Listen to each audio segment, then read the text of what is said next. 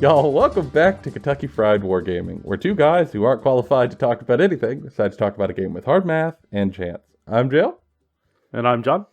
And on this episode, we're going to do the topical, yearly, YouTube, podcast, content creator thing. We can only do this at this time of year. Every other show topic is like one of those things we can flex on, but this one, you gotta do it early. We're gonna do it. We're going to get that engagement, we're going to push that algorithm a little bit, and we are going to be woefully wrong, and I love that for us. We're going to look at this year and the 2024, I had to look at the date, the 2024 year of hobby games that we're super into, what has become, well, what used to be a big 2 for us now, looking like it's going to be a big 3. And just make some predictions. Have a little chat about where we think things are at the start of the year for each of these games, for Age of Sigmar, for 40K, for Conquest. How do we feel about them now? And then also look forward into the year and take some guesses on where we think we're going. Yep. And if you're only interested in one of the games, there should be timestamps down below. Just go to the games you're interested in, or if you want to hear all of our thoughts, join us for all of our thoughts. But God help regardless, you, we're glad you're here. if you want every thought. Oofa-doofa. I'm very sorry. They're not going to be high quality. There will be many of them, but there will not be a lot of great ones. In true American fashion, it's all about quantity here, but not quality. No way. If you want something different, go to Toyota. I don't know. Best I could give you is an F-150 that's going to fall apart. The body panel's rusted. No need to look. Anyway, John, we have to give the disclaimer. We know nothing. We have no insider knowledge. Yeah, we are two chuckle fucks on the internet who absorb stuff through Discord and Reddit and I don't read their it. websites and Facebook and all sorts of stuff and gone, wow, this is what kind of looks like the thing that's going to happen, and we're probably wrong. So, not a rumor, no inside source, no nothing.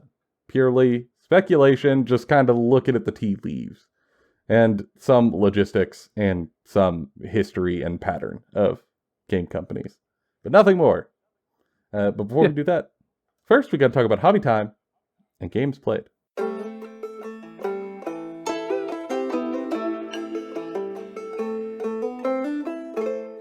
John, what you been up to? Well, since this is our first podcast post-holiday season, I did a bunch of holiday stuff. Did a whole bunch of playing things that weren't hobby. Did a whole lot of Monster Hunter. But beyond all of that, I did do some hobby. I finished my Apex Predator for Conquest, which is like this big T-Rex thing. It's really good. I'm a big fan of it. Just going to be working on more of that before Conquest Day here in a couple of weeks. Just more Wadroon going down. And then I've played a game of Wadroon versus Old Dominion. At 1,600 points last week, and then I just got done yesterday playing a game of Sisters of Battle versus Dark Angels, and I was the Dark Angels in that engagement with a newer player who's learning the game, and that's been my games. I'm hoping to get in more here soon. Maybe us in a couple of weeks, and then we definitely have our league game in a couple more weeks too. Yeah, our league is set up for the end of the month, so we'll have some time in between that we might be able to just sneak in a couple of cheeky games. Yeah, I got some thoughts. We'll talk about off camera, but yeah. That's good at least. I don't know. I feel like the holidays could get a little weird, and I don't know. I don't like to push myself super hard around the holidays. Just kind of want to take my foot off the gas and relax a little bit. And it is my fault for getting you Monster Hunter. It is true. You wanted me to teach you how to hunt. Here we are. You're learning. You're not hunting whitetail. You're hunting a flame-breathing T-Rex. It's a little different than what you anticipated, but it's similar. Okay, it's similar, I guess. Yeah. I mean, there's a lot less sitting around being cold, so that's cool. I'm more angry that I just haven't played Monster Hunter until this time. It's so good. It's delightful. It's one of the coolest games I don't talk about. then you have a chance of hitting like die-hard Monster Hunter players, and there's nothing worse than being a person who really likes Monster Hunter and talking about it with a die-hard Monster Hunter player. It's rough. Ooh, it'll drive the fun out of a beautiful thing. But I'm glad you're liking it. Might have to play some more of that soon, like real soon. Like after this recording. Maybe. But yeah, it sounds like you've at least had a decent amount of hobby. I'm steadily working on stuff. I'm trying not to like force myself when the juice isn't there, so that I don't like ruin stuff for myself. But trying to utilize it when the juice is there, not just letting it waste away. Yeah, for me, I have been just sort of getting back into the swing of things. Now that Christmas is done, we had a number of people over for Christmas, which is super fun, but it's just a lot of prep and logistics. So generally we come out of that a little tired. Gave myself a day or two to kind of recoup and relax, and then I've been hitting it hard. Since the last time we recorded a podcast episode, it's all a little wibbly in my head because we did so many extra recordings in December to get a backlog going. But I have finished the Trolls. Boom. Done. Dusted. Based them. Started and finished a Kunan gear. Done. Dusted. Based them. Also started and finished a Mountain Giant. Done. Dusted. Based them. And now I have started, primed, zenithalled, and fully base coated the last stand of Huskarls I need to get done for the 1500 League list. Done. Wait, no, not done. I just wanted to keep a repetition going. Not done. Only base coated. Still need to highlight. It's going to be less highlights than the Kunan gear, but still need to highlight. I still need to wash them and then still need to base them. But that will get me the last stand of infantry regiments done for the 1500 list, which is wonderful. Because I much prefer to paint big monsters. And after I get done with these Huskarls, the only thing left on my paint list for 1500 to get done between now and the end of the month is the friggin' Ice Giant. And you can't stop me from painting that model. Yeah, you'll just get to take your time for like 3 weeks painting Ice Giant. I would like it to be that way, but we also have an Age of Sigmar League coming up in February, so I have a feeling I won't quite have that much time, but I'm certainly going to take my time. We'll see. I have a ton of Woodrune to get done by the end of February. I also have Cruel Boys I got to finish, but like, I don't know if that's going to happen. Yeah. For the Lumineth, I only have 22 models to paint, which ain't that bad. Not that bad. It's 20 archers, 1 ballista, and a hero. But the hero I want to take my time on, because it's a custom hero by me. And then the ballista, I'm not concerned about, it's whatever. But 20 archers is quite a blob of dudes. Yeah. I've been doing batches of 12 to paint Conquest stuff, and depending on the unit, looking at you Huskarls, I can feel it when I'm painting a batch of minis that big, with a bunch of highlighting steps and stuff. Yes. So I'm probably going to have to break up the archers into like a unit of 10, and then a ballista, and then another unit of 10, etc. And we'll see how that goes. There's no paint requirement. I just want to try to get stuff done for me. I've never had a fully painted army, and I'm on the verge of having 2 fully painted armies in the span of like 3 weeks of each other. And I just, I want to hit that year starting off strong. Yeah, in the immortal words of one of our favorite movies, you just piss excellence, you know what I mean? You wake up. Yeah, I wake up. I'm just incredible. I piss excellence. What do you want from me? If you ain't first, you're last, and John, you're last. Sorry. I'm going to finish 2 armies in like 2 weeks, even though I started them early last year. I'm going to claim it as winning this year. Boom. Done. Also, if y'all haven't watched Talladega Nights recently, you should. We gave that a rewatch, and it's going to live in my blood forever. It was already doing so. Yeah. I just did not recognize. Yeah, we just rewatched Talladega Nights while playing Monster Hunter on a couch, and it was truly, I think, one of the most beautiful moments of 2023. Like, we all needed that. Top tier, truly. Healing our inner childs and whatnot.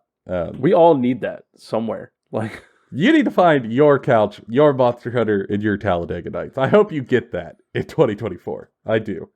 But yeah, like I'm close to having 2 fully armies painted, and I have not had that before, except, I have every mini I own of Star Wars Legion painted, but I don't know if it's a full army.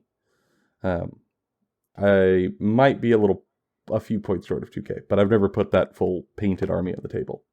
So I would really like to be able to be like, boom, Conquest, army, fully painted, done, ready to go, 2,000 points, and then some, ready, and then Lumineth, same thing. It would just be a really nice way to start my 2024.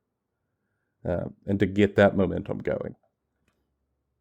And I front-loaded the difficulty with all these infantry regiments, so I'm hoping now on the back end everything will feel a little more smooth for me, because I'm just painting a big old ice giant and then some dogs. Big puppies. And that'll get me to 2K. Woof, woof. Woof. Woof, woof. Who let the dogs out? It was me. It's definitely me. And I'm not sorry.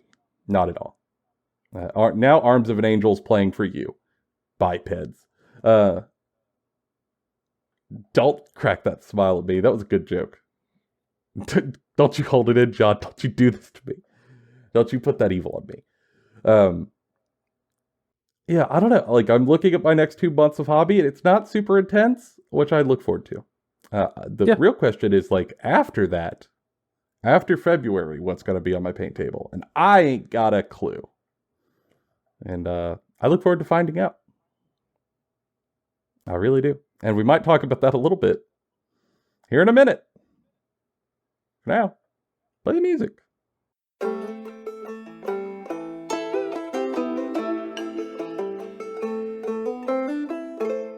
All right, John. Let's start at the top. Yeah? Let's start with fantasy. If we're going to be Is this going to be our year? I don't know if I'm not calling anything as my year.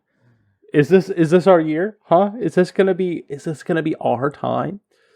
Yeah, I'm not calling any shots that 2024 is going to be an incredible year, that it's going to be my year, that it's going to be our year.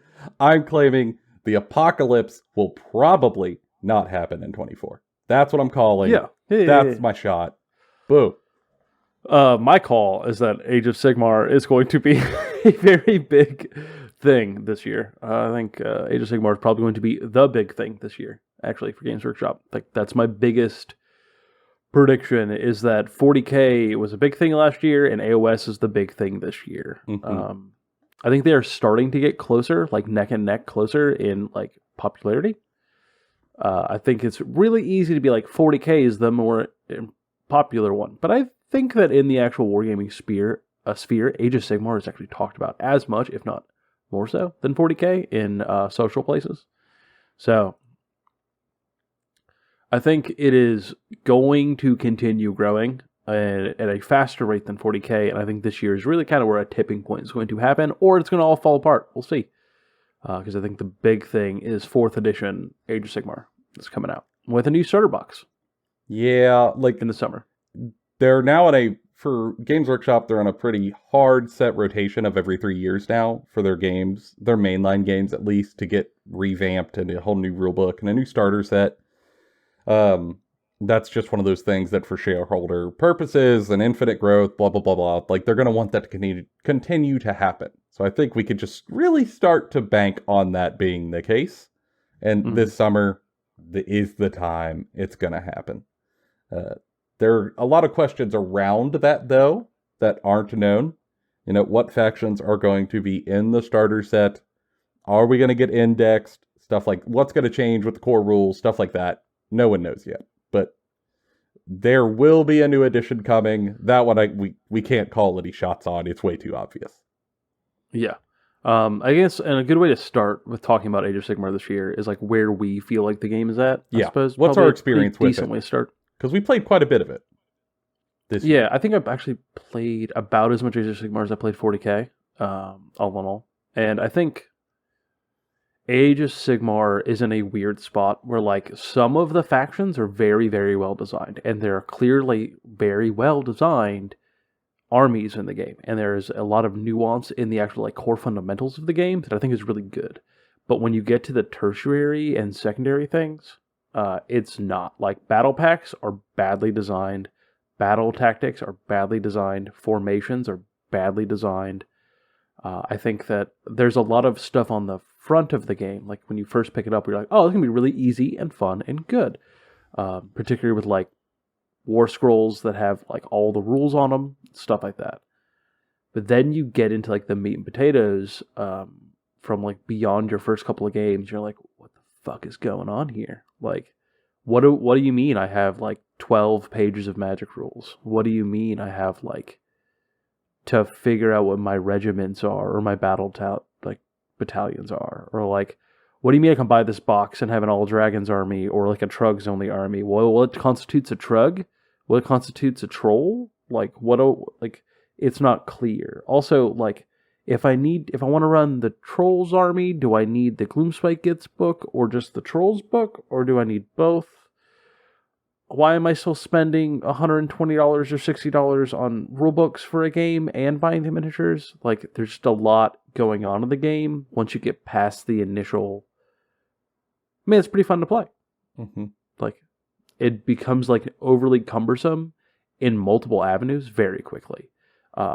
Which tends to be the case often at the end of editions for 40K for Games Workshop games. Mm-hmm. Yeah, I think that's largely true. They have, I don't know, it's wild because I think as a core rule set, I think 3rd edition is quite good. I think it's the best one they've put out for Age of Sigmar yet. Yeah, like I remember the beginning of playing 3rd edition. Like it was before you got your house. Like we had played like. Mm-hmm. Played it. It was really fun. Like we had back and forth games for a while. It was a really good time. Mm-hmm. And I like the core of most of it. It's just there are some pain points that I have really seen over the past year or two. For me, especially battle tactics was this year that like I started to really have issues. For me, the thing that makes battle tactics really underwhelming is that they are almost entirely guaranteed and rote. Like one of the things I noticed is we had a Joe HammerCon, right? And at a Joe HammerCon, you're going to play multiple games for multiple days. And I was playing a new army at that Joe HammerCon, and like for the first game or two, I really had to like think about my battle tactics and choose what am I going to do every turn to try to get these points, because they really matter. The margins are very slim, so every point matters. But after about 2 games, it clicked that, okay, here's my rotation for battle tactics. I'm going to guarantee full points every time. And it's not going to change. Every turn, my turn 1, my turn 2, my turn 3, my turn 4, maybe my turn 5 are predetermined, and I'm going to get them. And I took the things in list building to make sure I get them that my opponent doesn't want to deal with because I have other hammers and anvils on the table they have to deal with instead for primary. So I'm going to get my points off. I don't have to think about it. It's no longer like a flex way to make my mind have to come up with a plan on the fly. It's just guaranteed. And once I had that realization, the interest in that whole section of the game as it's written died for me. Just hit the dirt. It's auto-determined. Now I don't even know why it's here. And I have some issues there. Also, the battle pack for Andorian Locusts is really cumbersome. Yeah, and I think it comes off the tail end of multiple battle packs that just were not interesting to play with. I think the system as a whole just fails at what it's trying to do. It is trying to implant like diversity and change into a system that does like naturally balks against it. I mean, you have this system that changes once every 6 months, completely changes the way everyone builds armies, running concurrently with a release schedule that is breakneck pace, that also changes the way everyone has to play the game, in a physical medium that requires people to spend money on models and build them and paint them and like have physical books. Like to take a army that like a game that already requires someone playing multiple games to understand how to play and then add in a change to that is fundamental every 6 months doesn't feel good for people who aren't playing every weekend at like a competitive level. Mm-hmm. And like it's clear that the game has been moving and bouncing in that direction and not in the direction of people who are just playing the game as whatever. So it's just hard to interact with. And it's fine if that's for competitive people, if there was a way to interact with it that wasn't just, hey, learn it or just suffer. Mm-hmm. Like there's space for both. Just not currently designed. Yeah. Yeah, I think for me that's really like battle tactics are a huge hole that like I've realized this year for Age of Sigmar. Also, like they had some extraneous balancing issues. Some of the codexes I am like over the moon with. For example, the Beasts of Chaos. I am floored by how fun that book is. Like they, from the ground up, fundamentally reimagined that army with a whole new army mechanic, and it's incredible. I have no notes. Like you could quibble on points and balancing and stuff, and of course, but like the actual core design and fantasy of that ambushy dark ritual, devolving your units, pulling you out of position, deep striking you once you're out, like that's dead on Beasts of Chaos. Incredible job. No complaints. I think Flesh Eater Courts is very similar, but like they hit the nail on the head so well that if that book would have came out in a better, like in the absence of a battle pack or a better battle pack, people would nonstop be talking about it because it would be so fun and good. It would become like a cult favorite. But the battle pack does change the environment. It just does.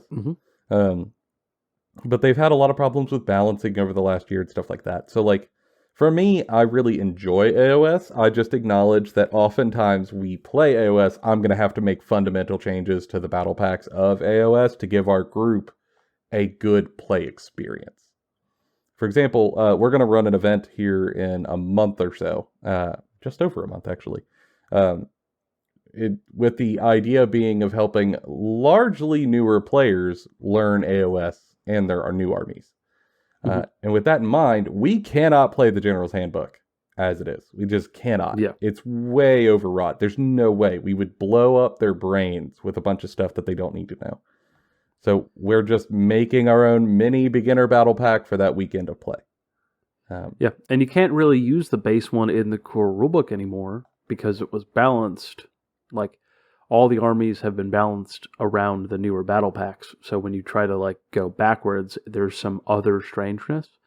So it's almost better just have the experienced players sort of go, all right, we're going to build something that's just like more playable for everybody. Which is a lot of work. Obviously, we're willing to do it because we're doing it. It's just, it makes for a system that's in a weird place. There's a lot of highs and things I really, really enjoy. There's armies I deeply enjoy playing, but there's also some friction points.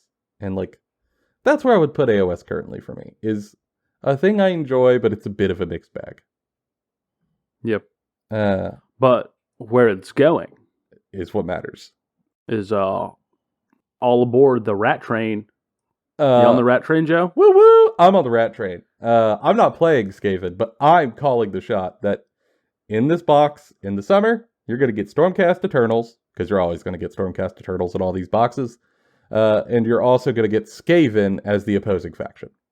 They have put out rumor engine stuff for a while now that implies ratty, Skaven-y sort of minis.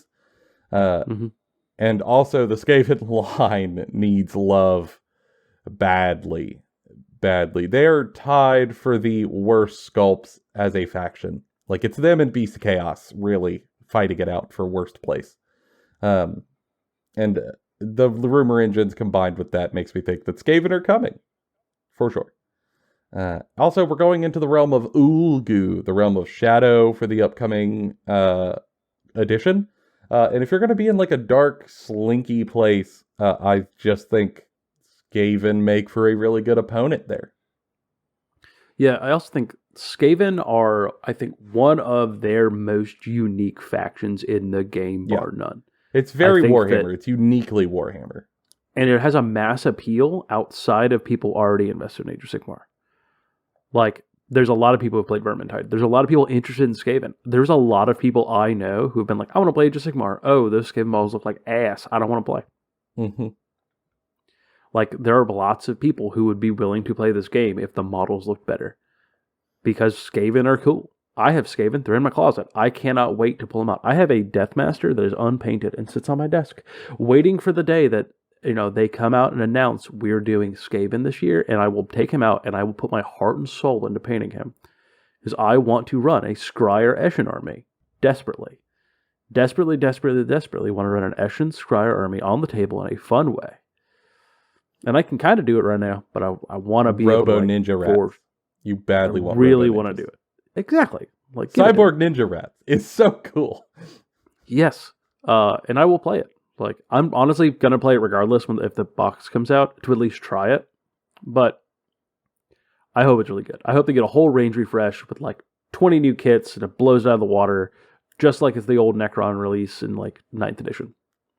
I'm going to go ahead and make a call for what I think's in the box. I think we are going to get a secondary release of minis after the box drops for Skaven. I think they're going to get like a lot. Necrons. Yeah, I think just like Necrons, they're going to get a lot of kits that like you can't fit them all in a box. But for the box, here's my guess.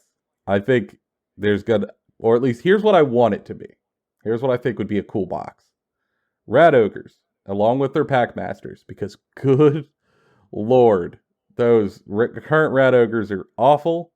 You couldn't hand them to me for free. I would not paint them. Clan Rats, Storm Vermin, and then some sort of multi-build weapons team kit where you could build different types of like plague weapons. And then all of that led by a new Claw Lord sculpt, because it also needs love. Yeah. I think the big thing with Skaven to call out is I don't think we're going to get any new units, like newly designed units. I think we are just going to get reimagined versions of sculpts. Yeah. Like, I think the Rangers itself has plenty of pieces. It just needs new models. Yeah, I think it's actually really well fleshed out. It's just that a lot of the fleshed out portions, no one will reasonably run. Skyer Acolytes, for example, they're like $20 per mini, and they come in units of 5. And they're an interesting unit. It's just why I'm not doing that. I have an ancient metal one sitting around somewhere that I'll paint as little like piece for my desk, but yeah, nothing else. And that's reasonable. But that's my shot. That's my call. I'm calling that for the Skaven side of the box. John, thoughts? Largely agree. I think that's going to be the case for Skaven. I'm just more along the lines for me is design-wise. I'm hoping they are just not their current implementation done for the third time. I hope their implementation is different and that they have they keep the idea that you're running multiple clans together. Like you want to run multiple together in different ways. I like that part of the new book, but I want them to sort of branch out from this samey sort of deal where everything sort of falls apart halfway through the book's life. Yeah, I do think one of the low points of 3rd edition was the Skaven book, because it really felt copy-pasted. Mm-hmm. And I mean that in an almost literal sense. It feels like they sort of ran out of man-hours and just sort of phoned it in to buy time in the slot. And I don't want that for them going into next year. Yeah, it is very rare that I make the comparison between a war game and a video game, but the total Warhammer games of factions with Skaven all feel unique and interesting and have these cool fun mechanics with mutagens, mutating different rats, or doing assassination attempts with the Eshin, or building laboratories with the Scryer. Right, they're all very unique and fit the different flavors that you're doing, spreading plagues with the pestilence. I don't feel that same way about the Skaven rules in the tabletop. And I think if they tackled that and found a way to balance it in a way, that would be super cool. Mm-hmm. And I'm hoping they get it there. I think the faction as a whole has the opportunity to really skyrocket the game to fun levels. Yeah.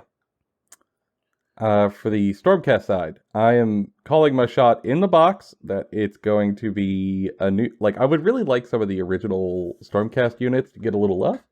But I think instead what we're more likely to get is a new Stormhost opening.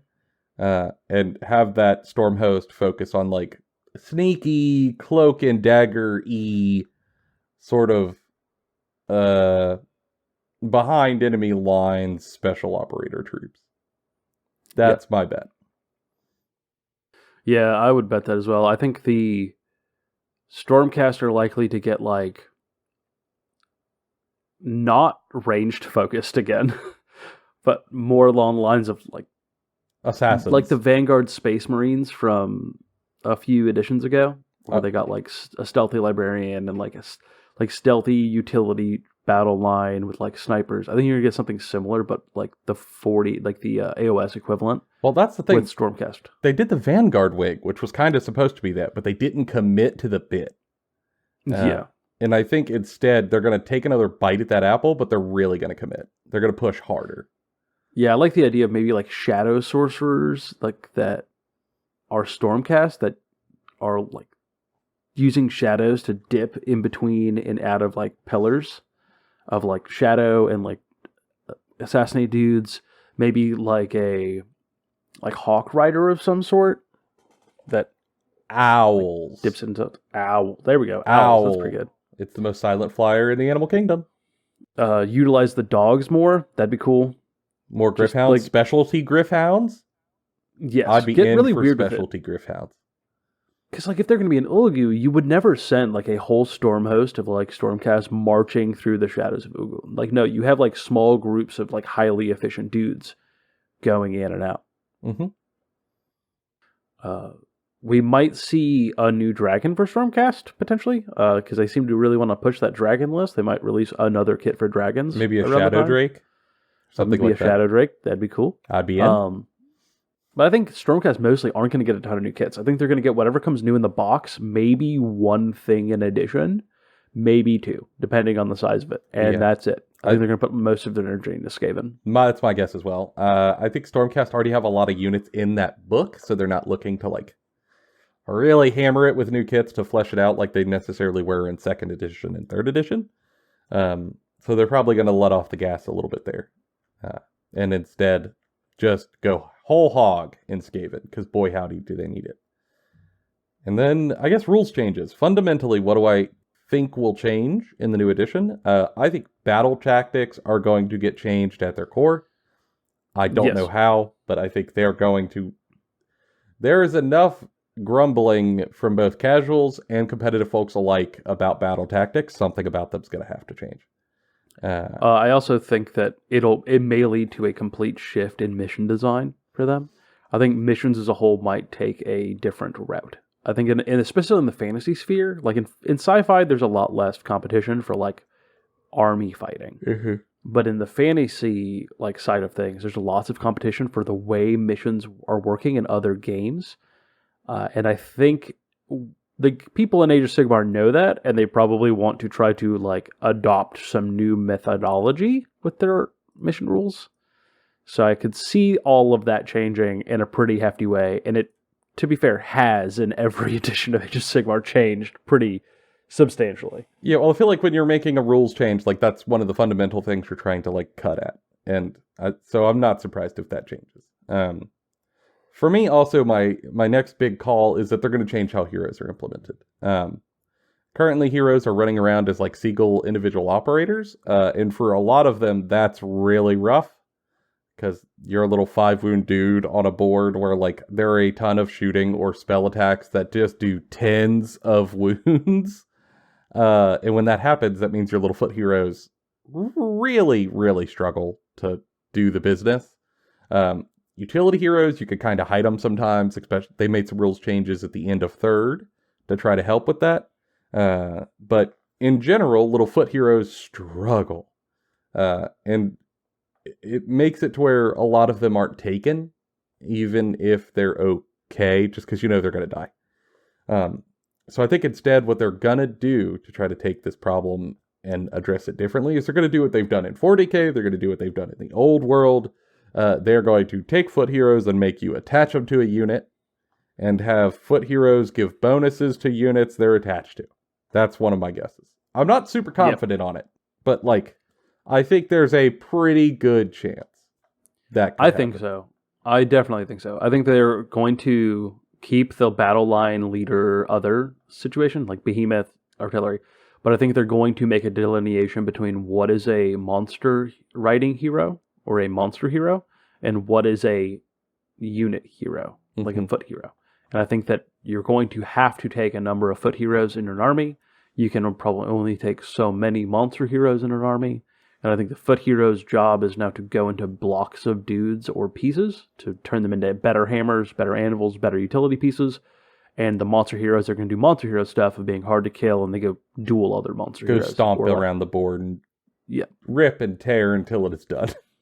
Yeah, because there's really, when you build lists for some of these factions, it's really weird that you want to spam some units, but you just don't want to bring any of others simply because of their abilities on their scroll. And more so than normal. Like, that's a normal thing for games. But, like, Cruel Boys, for instance, most of those heroes you want to bring none of. 0. You want to bring the Shaman 3 times. Which is a problem. That might change if the Shaman can only give his buff to the unit he's in, and you don't want to bring 3 units of Gut Rippers just for your Shamans. Mm-hmm. Then they become a little more expansive than whatever they are. Yeah, I think that could change the game significantly, but in an interesting way if they want to redesign heroes from the ground up. And they could bring back dueling in units. That'd be cool. But I will say if they do that, I think that will mean we will get indexes. I don't want indexes. I badly don't. I think indexes are staggeringly stale very quickly. Yes. But selling indexes could just let them make money and reset game stuff. So we'll see. Yeah. My hopium prediction, like the thing that I desperately want to be true, but I don't think is going to be true for either this or 40K, is I want this to be the year that they stop. They admit that the Codex treadmill doesn't work for them, and like openly goes, we're trying to adjust out of it. Not just like hint that they are trying to find a different way. Like, no, like it truly is causing problems in your game regularly. Not just like in the health of your game, but I think it's causing like issues everywhere in their game. Like that release schedule and the way they do it affects every aspect of the game. You cannot play this at any level without someone having something to say about codexes or battle tomes. Yeah. You're getting a lot of drawbacks for very little gain. But I think the big issue there is that it's a big money driver for them. And I get it, kinda, but it's just, as the person who plays the game, it's not a concern for me. I have already gotten to the point where I just stopped buying codexes altogether because of the codex releases. So the idea that keeping the roadmap together makes them more money kind of falls on deaf ears for me because it has made me give them no money for these books. And to be honest, I think the vast majority of people who play this game would rather just wait 2 or 3 more months to play their army to be able to find their rules somewhere else or like piecemeal it together from like internet posts than to just spend $60 for a rulebook when they already have 3 versions of a codex sitting behind them on a shelf. Like, you're just getting money from new people who are just going to stop doing that in the future. Like, it's just getting progressively worse every year and becoming a thing that more and more people go, this is what makes me leave the game. Like, people will leave your game, not just because, the models are expensive, but because, like, in order to even get in, I have to pay $60. Like, we live in a world where people lose their mind on video game companies for charging $25 for a DLC. And like then some of these same people go look at a physical game like Warhammer and go, you mean I have to pay $60 to even read what my army does? Like, it's a hard sell. It's a hard sell. And if you've got to buy a core rulebook on top of it, it's even more. Yes. And God forbid you got to add a source book to it. Ugh. But yeah, it's a problem. I agree. I really dislike the Codex treadmill. I do not think it's going away. I want it to. I just don't think it is. It's the biggest thing. And like, you can easily hand wave it and say, well, it's a luxury game. If you don't have luxury money, you don't play luxury game. But like, oh man, most people I know who play this game were like, I got into it when I was like 8 because it was cool.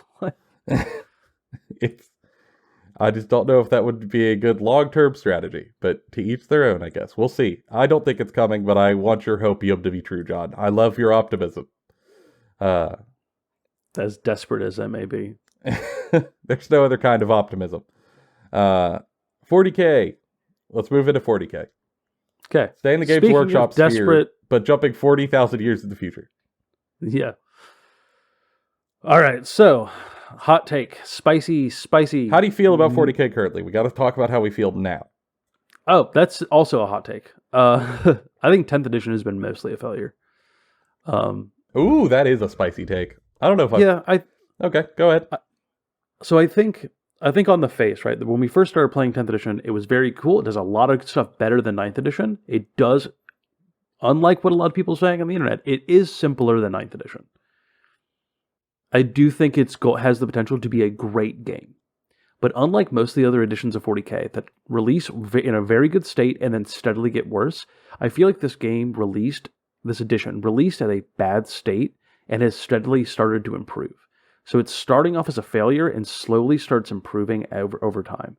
I think there's a couple of instances that are wrong in that, right? Like I think the Adeptus Mechanicus book is very lackluster and doesn't really do a whole lot. It's not really engaging. But the Necrons book is really good. I think the Tyranids book actually has a lot going for it if you're the right kind of player. I think the Space Marine stuff is pretty good. And it's all balanced, pretty even keel. Like none of it's like super busted Krang destroying the meta, and everyone's so used to 4 editions in, and there's a new book that comes out and just destroys absolutely everything with like this massive power swing. That hasn't happened yet. And I hope it doesn't. I hope it continues that trend, because we will end up with a game that is much more fun to play in 6 months than it was when it released. Because I think the current indexes makes the game, if you have an index and you're trying to play against a non-index army, you're going to feel not bad, weird.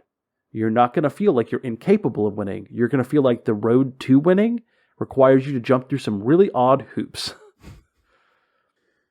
that doesn't feel good. Yeah, I think for me, where I stand is like the only like I keep trying to come up with a better word, a more podcastier word.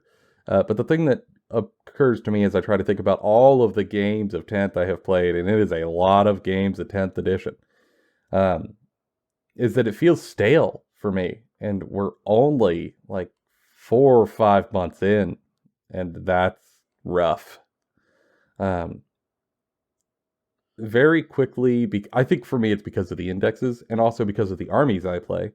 Some indexes are very flexible. You've got a lot of options. You got an index rule, like you've got a subfaction rule and an army rule that are flexible. You can build it into almost anything in your army. Something like Eldar, cool. There's a lot of cool options in that book. You could probably run on that index for a while and feel fulfilled. But if you play something like Orcs, where the whole army rule is just do gooder in melee. Okay, well, like half this book is shooting. So, like, off the rip, yes. You lose half the index, gone. You lose most of your options.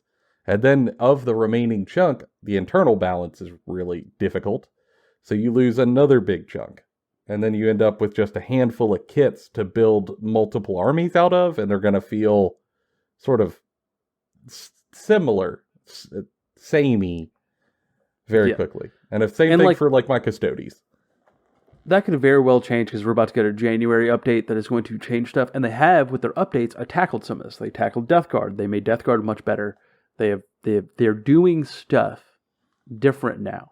That is an improvement. I want to call that out. That's really good. Mm-hmm. But it's still coming back to what we were just talking about in the AOS section. This is a core fundamental problem of making your entire rule set based around a physical product that you require to sell to someone in order for them to get to their rules. You're going to write these books well ahead of time, before the community has any way of engaging with it, and then you have to release updates to those physical books digitally, now nullifying those physical books. And there's a lot of people who will just pick up that physical book, read it, build an army, and they never look up an FAQ. Yeah, it adds if you weren't already involved in the community and someone told you here's a website to go download updates from, how would you know to go download updates? Exactly. Like it says it in the book, that's fair. But like, I paid $6 for this book. Tell me I can't use it now? Is that hyperbole? A little bit.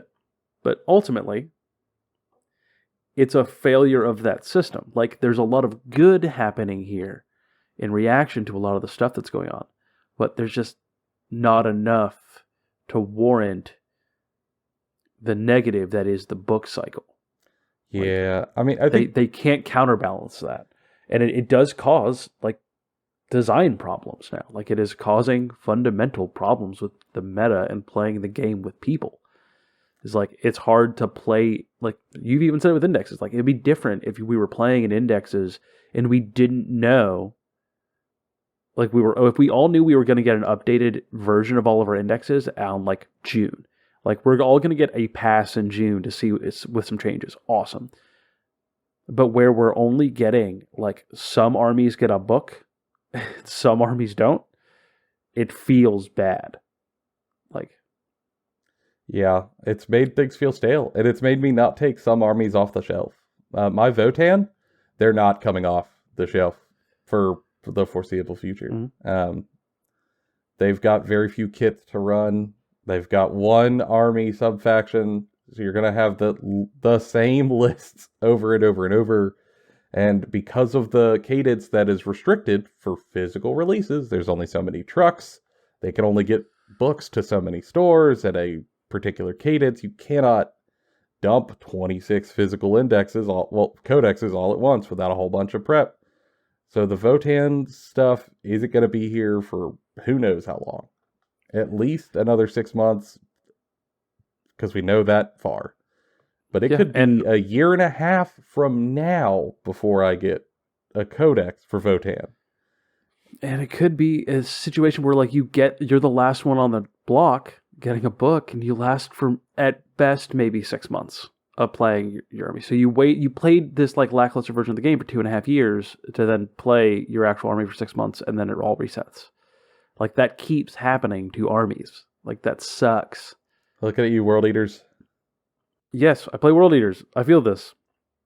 Yeah, it's sad. And, like, you can keep playing with the indexes, sure, but, like, it doesn't... When you play other games and you see other games not do that, it becomes even more aggravating. Like, it becomes more apparent that is a thing they could fix. Of all of the game companies out there, Games Workshop has the most amount of resources to fix this problem. But they're also bound by the number go up. But you can make the number go up in other ways. No, John. Number go up. Guarantee here. Number go up, John. Number go up.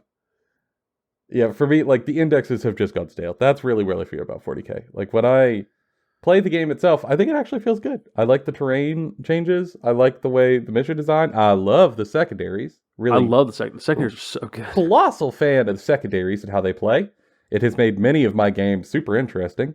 It's the indexes is really where a lot of it feels stale. I play Custodes. There's not flexibility in that index. There's just not. The index is rote. It's locking you into the same list every time. And like, there was something to be said for just like knocking that list out for a whole league or two and really getting good at it. Did that.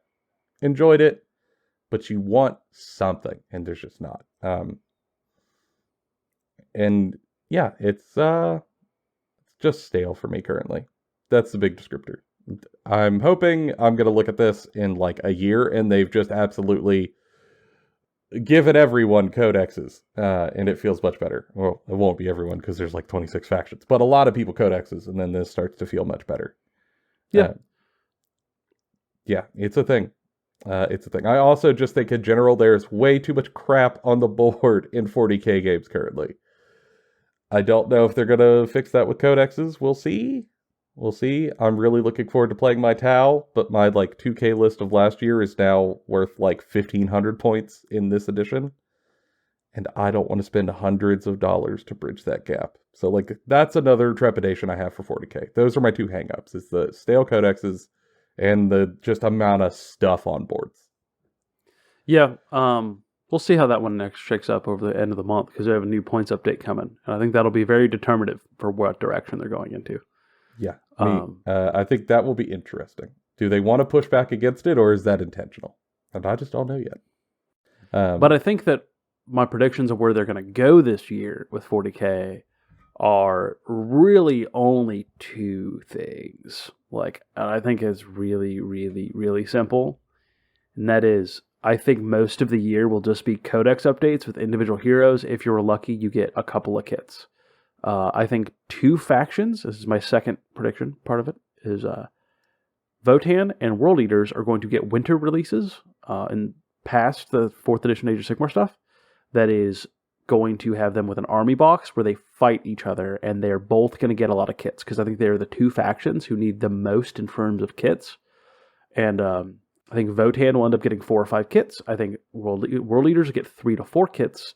And I think they're going to get most of those kits in that box set fighting each other. And they're going to release that like around October, November.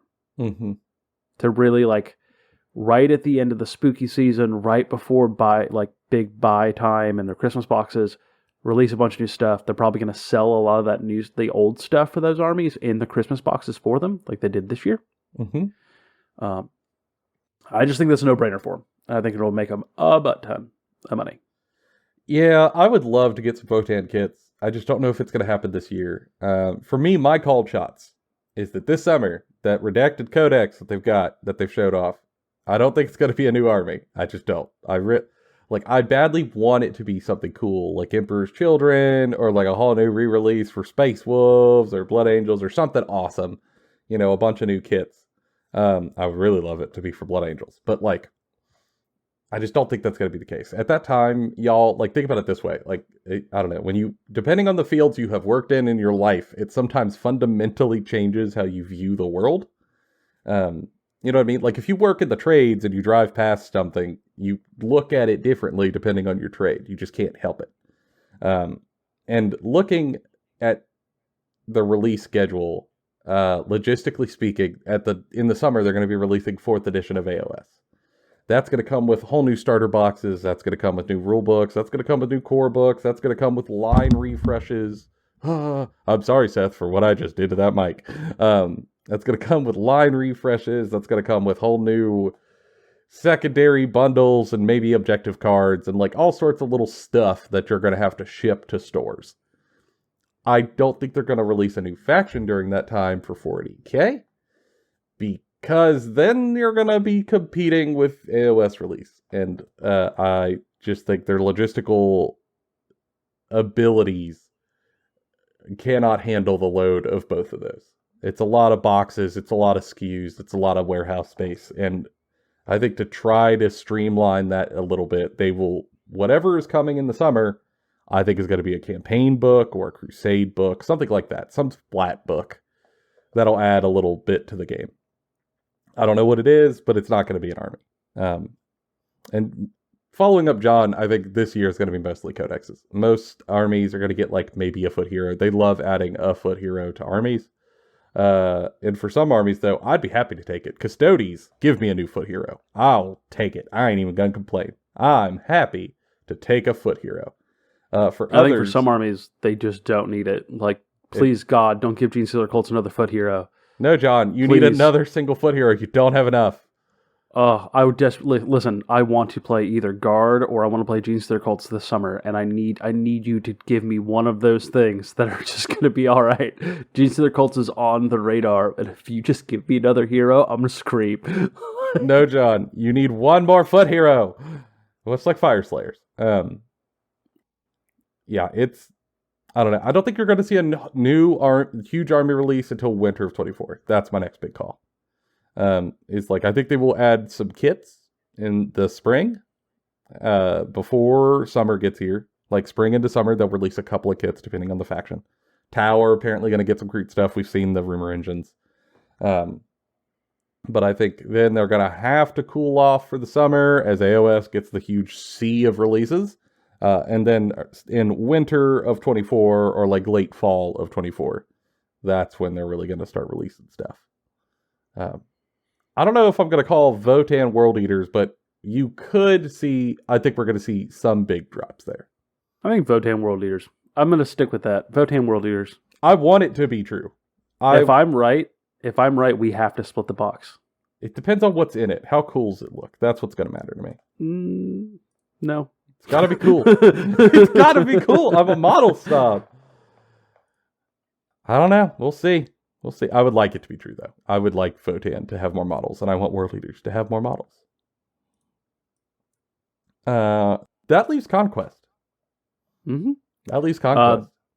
Yeah, this game's become a darling for us. Like, this has become part of our, like, 3 major games now. Like, we have 2 major games. This has become our 3rd.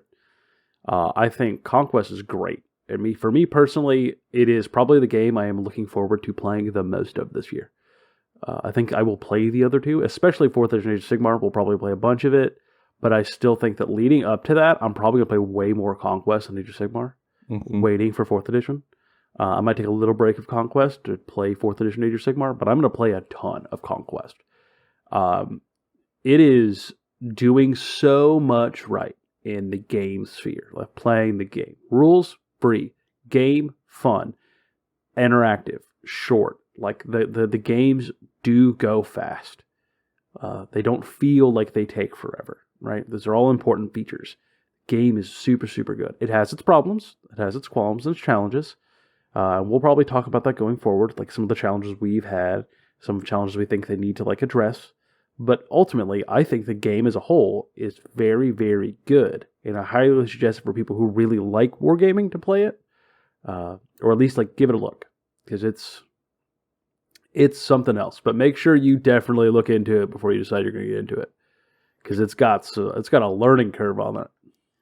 It's got a colossal learning curve that you'll run into like a cliff. Mm-hmm. Yeah, for Conquest, I have just really enjoyed it deeply, very much so. More than I thought I would, if I'm being totally honest. Like, I looked at it and thought, yeah, I'm going to have a good time. I did not expect this. I did not expect to be in a league this quickly and trying to grow a local community and potentially, like, thinking about doing a Vanguard sign up. Like, I had none of this on the radar, but it's just sort of happened because we've had so much fun with it. And similar to John, I appreciate a lot of the mechanics of this game. I appreciate it's a small company. I appreciate how reactive they are to their community, how tuned in they are. The rules are free. The app is good. They make it as easy to play it on the tabletop as they can. And I certainly do have qualms. I've got problems. I've got outright complaints. But I have far more in the pros column than the cons column. And that's like a really cool place to be at the end of the year as we're like looking forward. Yeah, and I think a lot of the qualms, right, feel more impactful because it feels like these are things that might actually get addressed. Like, yeah, they're not game crippling qualms. It's just qualms, and that's nice. Like, for example, for me, I started with Nords. Every content creation thing I saw pitching Nords pitched Nords wrong. It's just Nords does not play the way you think it does. It does not play the way it looks. It does not play the way the 10 says. And that isn't a problem. The way they play is effective, and you can win games. And even me as a new player, I have. But you're not going to win them the way you think, and that can cause problems if you don't have those expectations. Those sort of problems. Not this game is in danger of ending because of rule crippling issues. Like, it's smaller stuff. Nope. Yeah. I actually think that if pressed, I think that this game is probably doing the most right out of any of the games right now. For me, personally, like in my opinion. As opposed to everything else. Mm-hmm. Yeah, I think they're on a really nice trajectory. And looking forward, it ties into my guess. Like for Conquest, obviously, we know they're going to put out a new faction called Sorcerer Kings. It's not a question. It's going to happen. It's guaranteed. They're revealing them in like a week from when we're recording this. And then models are coming out early 2024. So that's going to happen. It's a gimme. We're not taking shots there. It's too easy. But my big prediction for the year is that Conquest is going to largely be focusing on growth and iteration, and looking to improve the onboarding experience for potential new players. I think this is going to be a year of growth focus for Conquest. That's my broad guess. Because I think last year, from what I saw, again, I didn't get into it until closer, like the last quarter of the year or so. it looked like last year was about trying to set a new foundation to go from like 1.5 to 2 and get a new baseline for everybody to get on board with. And now I think they're going to try to smooth out the harder edges of that good foundation. Yeah, I think like just from like being in their Discord, which you haven't joined their Discord, you should. And like seeing the content creators talking about stuff and just generally just getting the vibe, like the reading the room as it were, it feels like the game is going places fast. It feels like they know that and they are trying to make that experience better. For instance, in the Discord, they're talking about how Sorcerer Kings are going to come out as a faction or what their intention is, right?